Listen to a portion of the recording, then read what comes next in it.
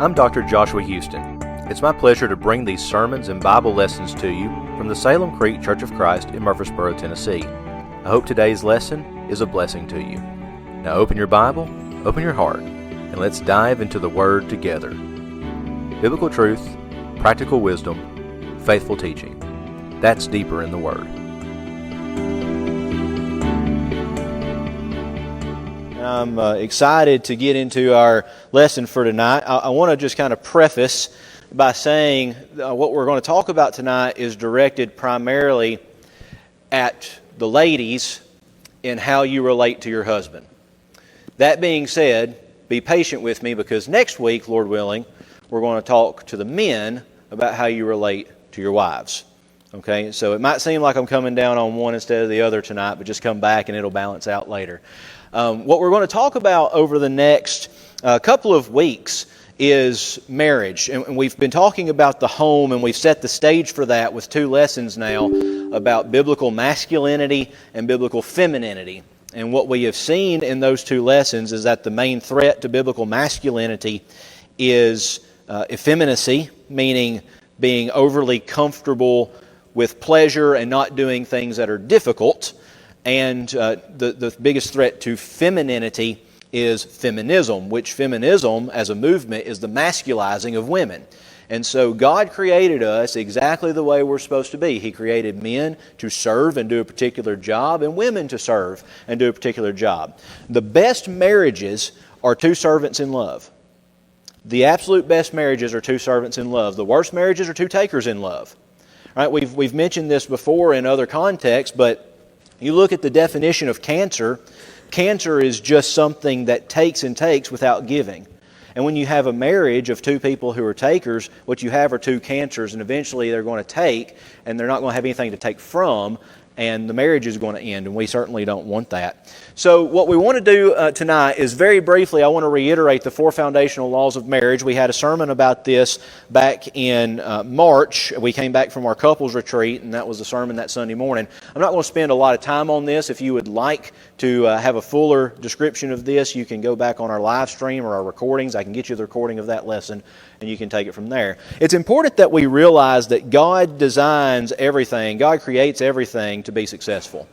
God does not create anything with the intention of it failing. So in Genesis chapter 1, when God creates the universe, at the end of each day of creation, He says, and it was good. And at the end of all of creation, He says, and behold, it was very good. Tov meod is the word in Hebrew. It's very good. Well, God created marriage in the garden. Adam never complained about not having a wife. Adam named all the animals, which that would have taken a certain amount of time to do, right? So Adam would have been single for quite some time, and God saw that it was not good for man to be alone. And so from Adam came Eve. God does not make Eve from the dust of the ground like He does Adam. He takes Eve from the side of Adam. I know some of our translations say from the rib. That is not a proper translation. It is from the side. It's as if Adam was cut in half, and then the other half was formed of Eve. And so she was made to be a correspondent to him in every single way, every way that he needed. And so everyone has a 100% chance of success in marriage if you do it God's way. Everyone has a 100% chance of success in marriage. And I know what some of you are thinking. Some of you have been down this road yourself. You've had family members who've been down this road where it wasn't successful, where marriage wasn't successful. And I'm sorry that happened. I know that's an emotional thing, and it's a very difficult thing to think about. I don't want to scrape off the scabs of old wounds with this. But the reason that our marriages fail is because one of the 4 laws aren't being followed. It's like flying an airplane. You fly an airplane according to the laws of aerodynamics. If the plane is falling out of the sky, one of those laws is not being met. Right? Same with marriage. So here are the 4 laws of marriage. Again, we're not going to talk about each one of them a lot, but we're going to at least hit the highlight so that we can be set up for how our wives can serve the husbands, and then later how husbands can serve their wives. These are the 4 laws. They all come from Genesis 2, 24 and 25. Okay, so for this reason a man shall leave his father and mother. This first law of priority. It's not for every reason that you leave your father and mother, but for this reason you leave your father and mother. So up until that point, your parents are the most important relationship that you have. When you get married, they're no longer the most important relationship you have. They're still important, they're still in your life, but they're not the most important. And for the advice that no one asked for, one thing that I would highly encourage young couples to do is, if you possibly can, and not everyone can, but you need to live at least an hour away from both sets of parents when you first get married. You need to learn how to be independent. And now Kayla and I didn't do that. And it's been okay for us. We've had parents who have kind of allowed us to make our own way, and that's been wonderful. They've been there when we need them. But you have to reprioritize all your relationships. Your marriage only works if it comes in first place. That means it has to come before your kids. It has to come before your job. It has to come before anything with pleasure in life that you enjoy. It has to come before everything. Okay, so that's your priority. Number 2 is the law of pursuit. For this reason, a man shall leave his father and mother and be joined to his wife. That word join or cleave literally means to climb a mountain. And so it's energy. It's putting forth energy. It means to pursue with all your energy. And so in marriage is work.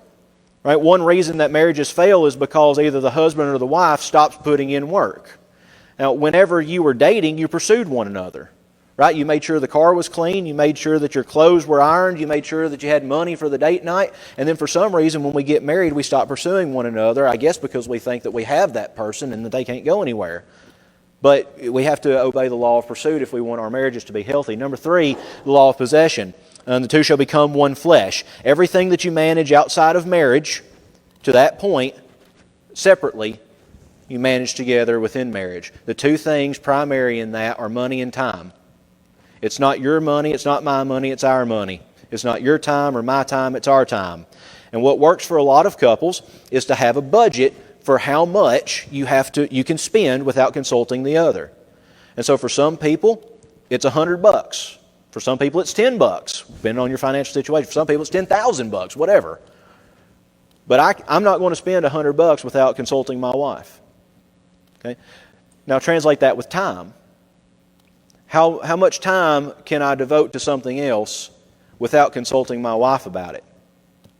Right, so this was a problem for me and Kayla when we first got married, because I was gone every single weekend, either speaking somewhere or selling an auction.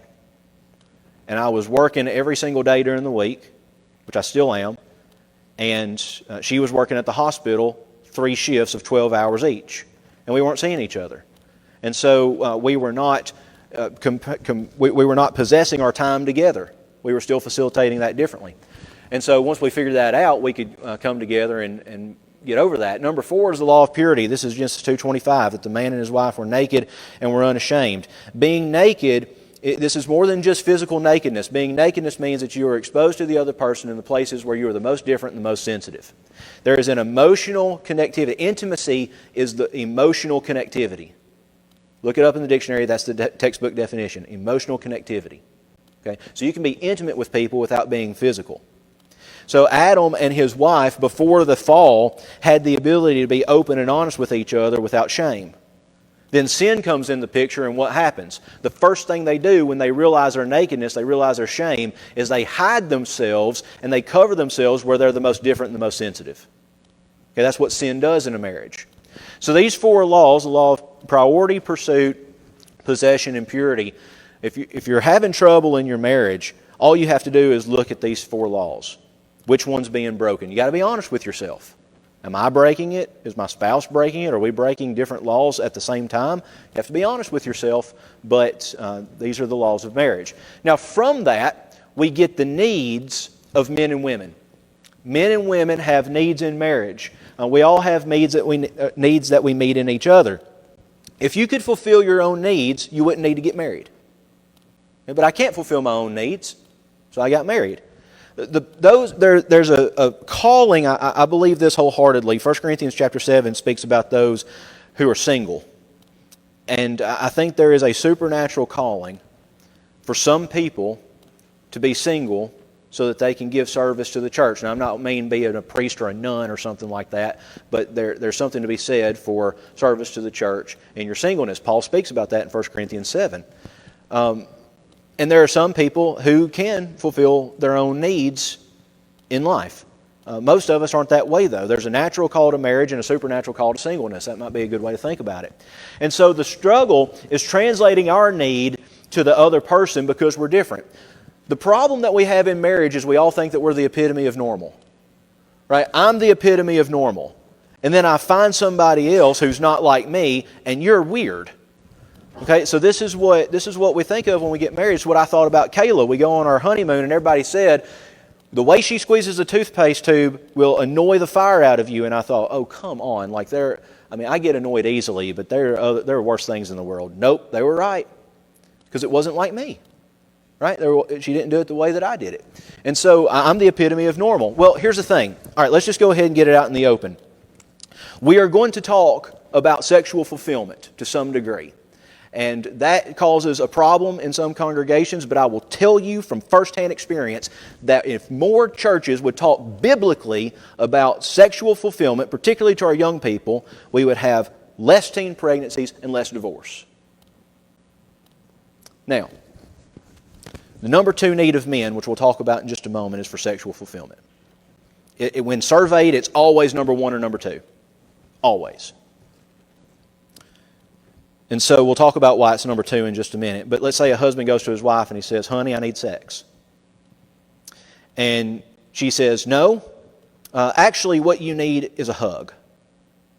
Now why does she think that? Because when you survey women, sexual fulfillment is number 13 in their list of needs. And those of you who went to the couples retreat will remember this. Number 12 is gardening together. Men and women are different. God created us different. Okay? And so when I express my need to my wife and she doesn't translate that, it causes a problem.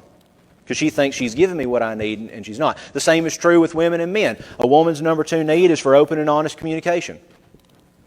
Men, we're not very good at talking. We're not very good at having open and honest communication.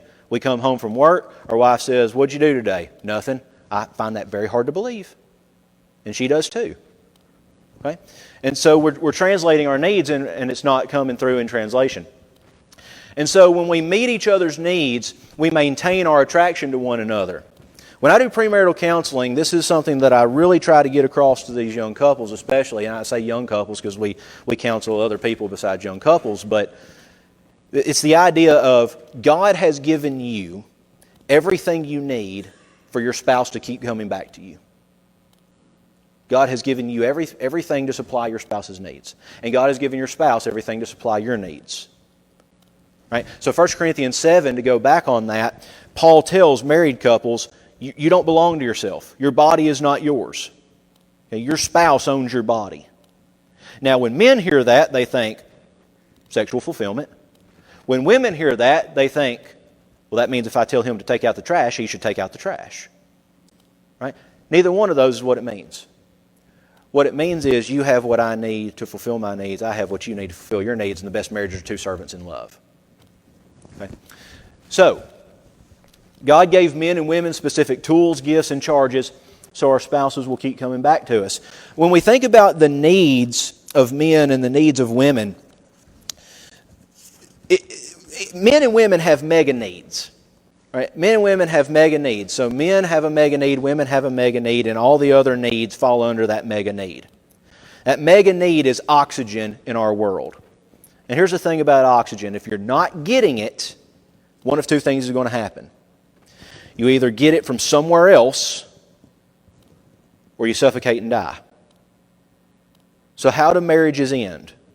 Marriages end, number 1, because somebody isn't following the laws of marriage, or our needs aren't getting met. And so if it's oxygen in our world and I'm not getting that oxygen, carbon monoxide has oxygen in it, correct? Carbon monoxide has 1 oxygen molecule. If I breathe carbon monoxide, I'm going to die. Right? It's poison. That's what adultery is. And when our needs aren't getting met, when we're breaking the laws of marriage, that's the temptation. And we think we're getting oxygen, but we're not. We're suffocating and we're poisoning ourselves. Okay? So let's talk about the needs of men. So when we talk about the needs of men, here's the challenge for us. Guys, I'm talking to you because most men don't know they have this need until it's brought up. And then they're like, oh yeah, actually that makes sense. Ladies, I'm talking to you because this is how you feel your husband's need. Okay? So the first need for men in marriage, the mega need, the oxygen in our world, is for respect and honor. Respect and honor. You see this in Scripture. We looked last week at Ephesians 5 when we talked about biblical femininity. We're going to look at this again today. And there was a great point that was made after class, and I wish I would have made this point in class. But in Ephesians chapter 5 and verse 21, the text says, submitting to one another out of reverence for Christ. And then verse 22 says, wives, submit to your own husbands as to the Lord. And we separate that in our English Bibles with a subheading. But in Greek, verse 22 does not have a verb. So in Greek, verse 22 literally says, wives to your own husbands as to the Lord. And the point there is we're carrying the verb of submission from verse 21 down to verse 22. Now why does that matter? Because when we think about submission, it's a pejorative word today. Nobody likes to think about submitting, and it sounds very abusive. But the idea is a wife's relationships with her husband should resemble her relationship with the Lord. We all submit to the Lord because He is one who sacrificially loves, and we'll talk about the husband sacrificially loving next week. But that's what submission is. It's a humble service and submission to the leadership of someone who is the head, and the husband is the head of the household. So, wives, submit to your husbands. Show him respect and honor. How do we submit to our husbands? We show respect and honor. So this is the mega need of men. Men and women are total equals in marriage. We talked about this kind of last week with the role of men and women and masculinity and femininity. That God has created us to be total equals, but we are separate and we are different in role and function. I will never be able to have a baby no matter how hard I try. And that's okay because God did not make me for that. God made my wife for that. God made me to be the spiritual leader of our house. Okay, so we all have different roles and different functions. And so respect your husband the way that you would respect Jesus. How would you treat Jesus if He was here? Right? And I mean, I hear this all the time being a preacher. This is kind of the main argument for people when they say that you should wear like a suit and tie to church. I say, well, if you were going to meet the president, what would you wear? And you're coming to worship, so you should wear something respectable. I'm not sure that that's a great argument. That's the argument that people give. I want to use that and kind of flip it on its head. How would you treat Jesus if He was here? What would we be doing to honor and submit to Jesus if He was here? That's how you should treat your husband. Submit to your husbands as to the Lord. Ephesians 5:22. The reason that this is our mega need is men run from being disrespected. This is true not only of our husbands, it's true of our sons and our fathers. Okay, it's how we treat the men in our lives. We run from being disrespected. If I have something that's a secret or confidential, and I tell my wife, and she runs and tells her mom, and her mom runs and tells somebody else, and they run and tell somebody else, you can bet on your life I will never share intimate secrets with my wife ever again. Because I can't trust her. That's disrespect. Right? So men run, we retreat, we withdraw from being disrespected. So how do we show husbands respect and honor in marriage? 4 suggestions here. Number 1 is allow him to fail. Allow him to fail. Now that doesn't mean allow him to have self-destructive behavior. Okay, if your husband is an alcoholic or addicted to pornography or a drug addict or abusive, that's not a license for those things. But what it does mean is when you're driving down the road and your husband misses the exit, don't immediately turn around and say, well, where are you going? Right? There's got to be grace given in marriage. And this is true for husbands to wives too. It's all in how we treat one another, and we'll talk about that next week. But, allow him to fail, allow him to make mistakes, allow him to make decisions that aren't the best and learn from it and move on and be the supportive cheerleader when those things happen. Number 2, confront him, but let God be the enforcer. Men will never listen to nagging. Nagging will never work. And God knew this. When Peter writes 1 Peter chapter 3, verses 1 and 2, he tells that believing wives that they can win their husbands without a word by their chaste and gentle behavior. And all chaste and gentle is it's the opposite of rough and loud. Right? So you can win your husband without a word. So what do? Well, you have conversation with your husband, you talk to your husband, you tell your husband how you're feeling, but then you get in your prayer closet and you ask God to wear him out. And God will. Okay? So confront your husband, have that open and honest communication that we'll talk about next week, but allow God to be the enforcer. Number 3, Honor your husband where you want him to be. Not necessarily where he is. Honor your husband where you want him to be. Proverbs chapter 31, we get the virtuous woman. There are 3 places in that text where her husband is mentioned. One is at the beginning, and it's that she does him good all the days of her life. That's what men need to look for in a wife, someone who's going to do you good all the days of your life. Then at the end, he, along with her children, rise up and call her blessed. Okay? Now the third place, I think, is the most important. And that is, the text says, and her husband is known among the elders in the gates of the city. Now what does that tell us? The gates of the city was like town hall back in that day. That's where the court proceedings were. Okay? It's where legislation took place. And he's known among the elders. Some translations say that he is an elder. Now if that's the case, we look at that and we say, wow, good for him, he's a well-known man in the city. But he's not the subject of the sentence. She is. The text says, her husband. His victory is attributed to her support. So honor your husband where you want him to be. If your husband sweeps the floor at McDonald's for $7 an hour, honor him as if he's the CEO of the company.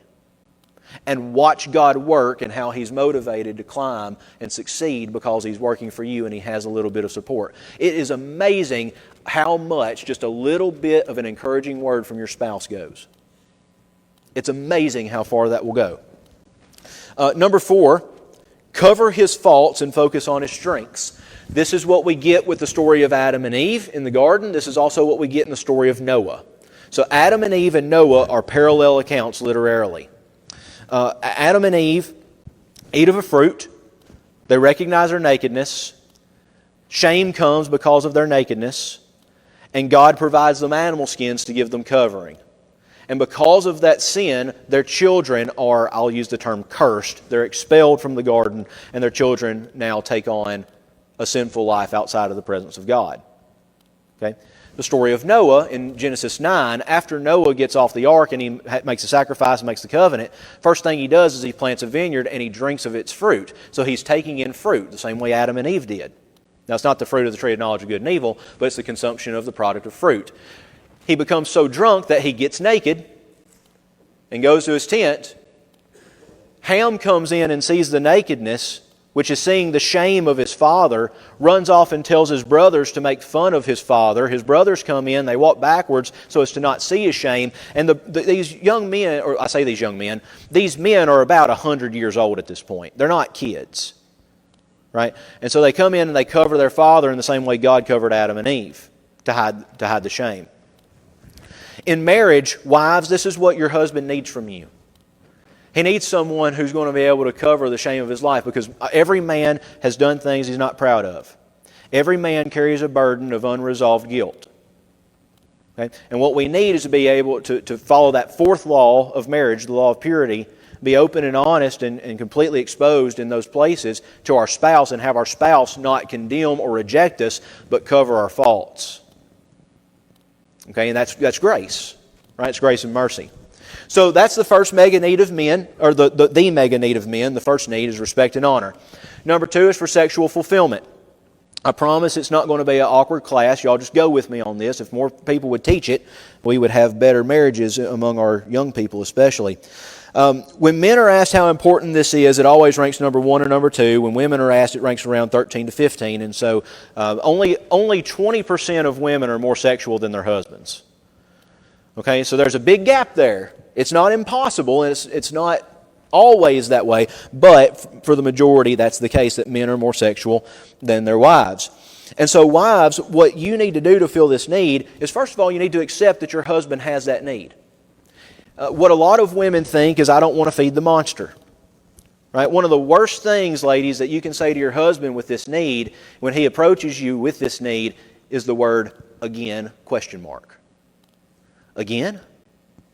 Right? Well, God gave you a gift to make sure that your husband keeps coming back to you. I think when we view it that way, it reframes this. Okay? Now, you don't want your husband to abuse you. You don't want your husband to use you just for carnal sexuality. Right? But there is an emotional part of a man that needs that gift from his wife. Okay, and so remember when God when God sees that Adam rather needs a wife, it comes after he has passed by every animal.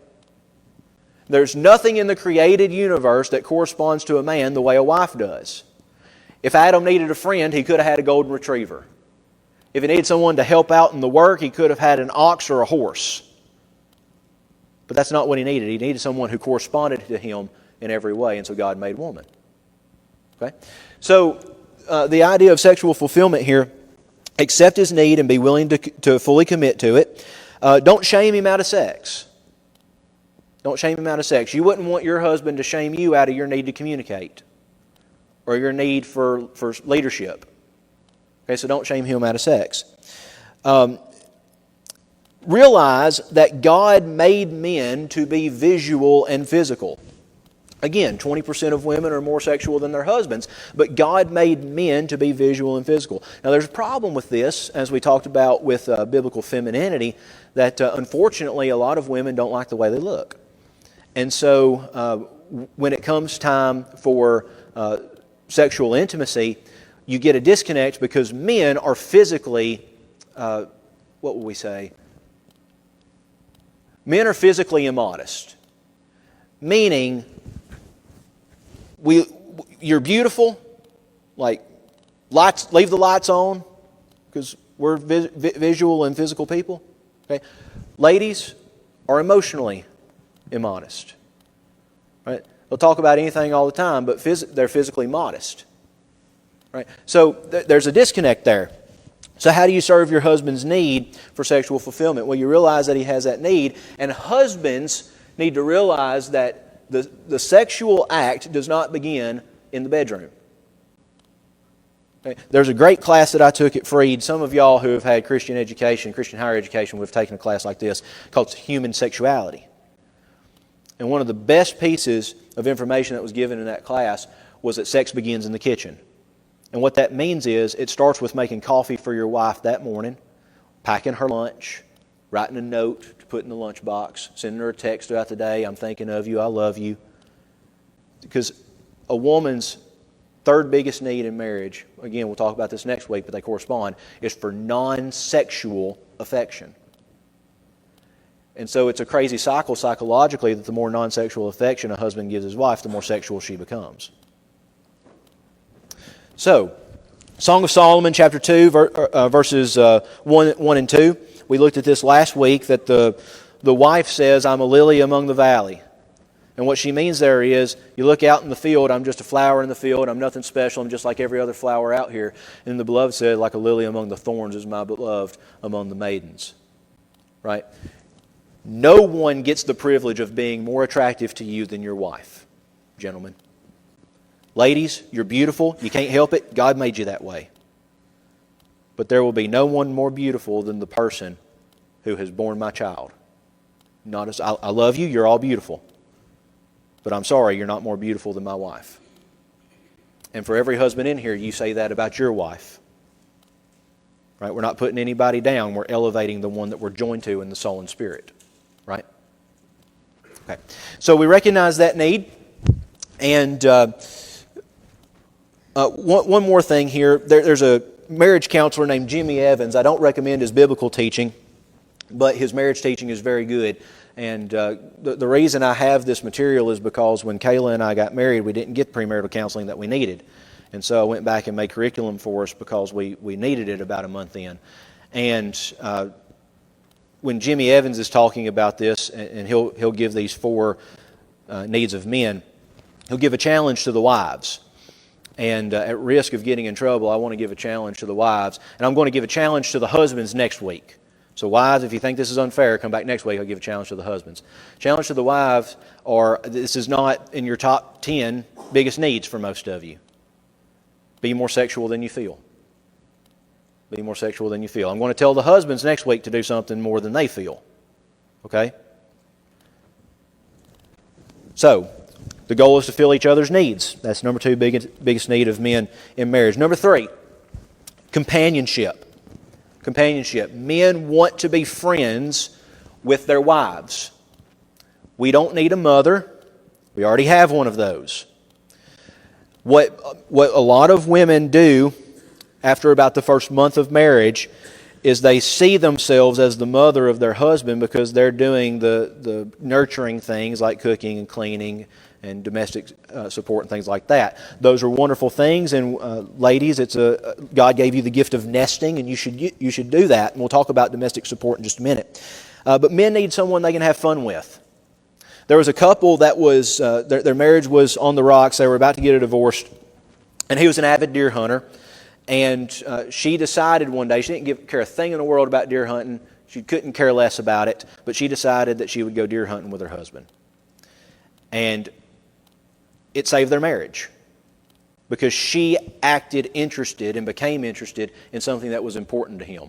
Husbands and wives need to have a hobby that they can do together, that they both enjoy, that they can bond over. Ladies, your number 2 need in marriage, which we'll talk about next week, I know I keep saying that, but they correspond, is for open and honest communication. The 2 times where your husband will be the most open and honest with you, statistically, is immediately after sex and when he's having fun with you. Those are the 2 needs of men, sexual fulfillment and companionship. And so they correspond together. Men and women need to have a hobby to do together and make it a regular occurrence. What a man wants from his wife is not a mother, but a friend. He wants a buddy. Phil Robertson years ago had this little clip on Facebook where he was talking about Miss Kay, and he said, she's my bestest buddy. At the time when I saw that, Kayla and I were dating, and from then on, I have always called her my bestest buddy. She's my bestest buddy. There's no one closer in my friend group than her. And so when I talk about like my friends like Nathan Foster, for example, who all of you know, Nathan is my best friend outside of my wife. Right? She is my best friend. And so men need that. We need to have someone that we can have fun with. And we need someone who takes interest in the things that we like. Okay? I don't really want to go to get my nails done. Right? No offense to any man who enjoys doing that. That's fine. That's all on you. I don't want to go with my wife to get my nails done. I don't care. Okay? But what I would like is for her to come with me to an auction contest. That's something that I enjoy. Right? And she's done that. She's come with me to several. So fun and friendship, that's what we need. The number four, as we kind of wrap up here, is domestic support. Domestic support. The word husband in English has its roots in a compound word in Old English that would translate roughly to housebound. Housebound. That does not mean that the husband is bound to the house in the sense that the home is his responsibility, because God gave women the gift of nesting. Okay? But the home should be somewhere that the husband looks forward to going. Now, I know many men who, after a long day at work, have to go somewhere else. And unfortunately for these men, a lot of it is to a bar before they can go home, because home is not an inviting place. I know many men who go home and sit in their car for 5, 10, 15 minutes before walking in the door, because home is not an inviting place. Ladies, your husband needs you to be the loving initiator of making the home an inviting place. That's why we're doing this, a theology of the home. Because we want home to be something that we love, something that we can be part of, rather than something we want to be away from. And our world tells us that we need to be away from home as much as humanly possible. Scripture tells us that we need to be devoted to our home. Right? So women have the gift of nesting. There was a story of a couple. They now have a marriage ministry. They do marriage counseling with people. But their marriage was on the rocks. They were about to get divorced. The husband was a professional interior designer. And his wife would go out to Home Goods or something, find something that she liked, come home and arrange the house a different way. And she'd go off to work the next day, and he would stay home, and he would rearrange the house. And that caused a problem in their marriage, because every time she would do something, he would change it. And so they're in marriage counseling, and the husband said, well, every time she does something, technically it's wrong. And the marriage counselor said, technically you're fixing to get killed. Right? Doesn't matter. Your wife has the gift of nesting. Let her make a house a home. I hate with every part of my being that we have throw pillows. Whoever created a throw pillow ought to be shot in the foot. But my wife loves throw pillows, and I can tell you that when you go into a house that has pillows on the couch and pillows on the bed, it's more inviting. Right? We don't think about it till it's gone. Okay? So you can always tell the house of a single man and the house of a married man. It's because someone has made it a home. And so what men need more than anything, like more than the decoration, more than all that, is they need a happy and inviting place to come to. And so one thing that we can put into practice, all of us who are married can put it into practice tonight, is to use the rule of 10. There's the rule of 5 and the rule of 10. The rule of 5 is that 5 minutes before you leave in the morning, within those 5 minutes before you leave, you make sure to say, I love you, and kiss your spouse. Okay, many of us know that you don't know whether or not your spouse will come home. Something could happen, right? So we want the last thing to be, I love you, and a kiss. And then the 5 minutes when you walk in the door, it's I love you and a kiss within the first 5 minutes. Okay. Now the rule of 10 is within the first 10 minutes of getting home, all the chaos that broke loose that day in your life, whether it's at work, whether it's at home, whether it's the kids, whether it's the in-laws, whatever chaos broke loose in your life, for the first 10 minutes when you get home, you do not talk about it. You leave it be. You do the rule of 5, I love you and a kiss. And then when you sit down, you can calmly talk about the chaos that broke loose. What happens is we come home and we bring that baggage and we unload on the other person. And it's not directed at them, but they don't know that. And then they take it personally. Right? So this is what men need. Men need a loving and inviting place to come home to. Now, as we kind of leave that, and we got about 5 minutes left. So let's just kind of wrap up here with a couple of things that will be reiterated next week when we talk about the needs of women. Realize first and foremost that while we talk about needs in marriage, and God has given men and women a charge to meet each other's needs in marriage. Best marriages are two servants in love. We realize that the only person who can fulfill our deepest needs is Jesus. He is the only person who can fulfill our deepest needs. And so a marriage is not, it's not a partnership between two people. Marriage is a relationship and a covenant between three beings: husband, wife, God. And of course, y'all have probably seen the triangle diagram where God is at the top and husband and wife are on both corners. The closer you get to God, the closer you get to each other. There's a lot of truth in that. Our job is to get closer to God so that we can get closer to each other. So only Jesus can fulfill your deepest needs.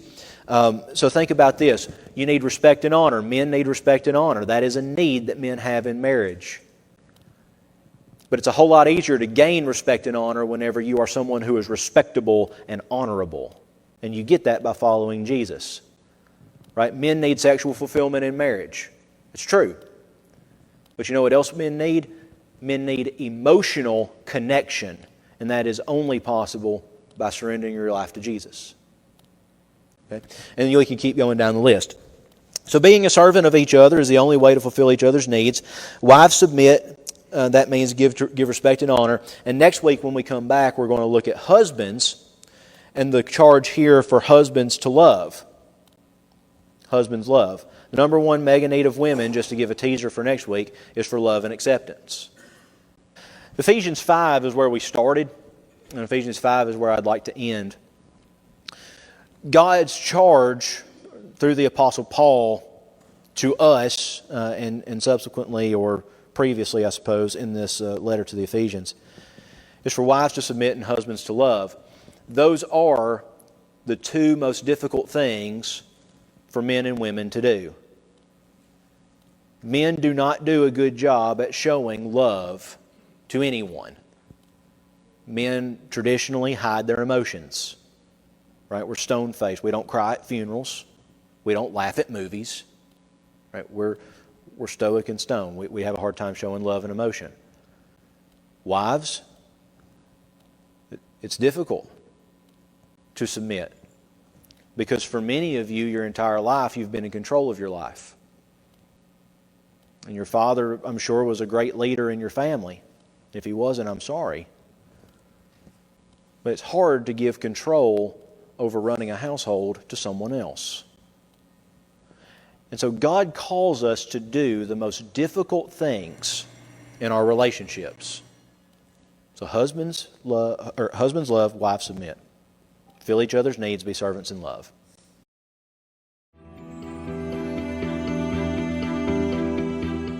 Deeper in the Word is proud to be part of the Ministry League network of podcasts. You can support the Ministry League network by liking, subscribing, and sharing these videos.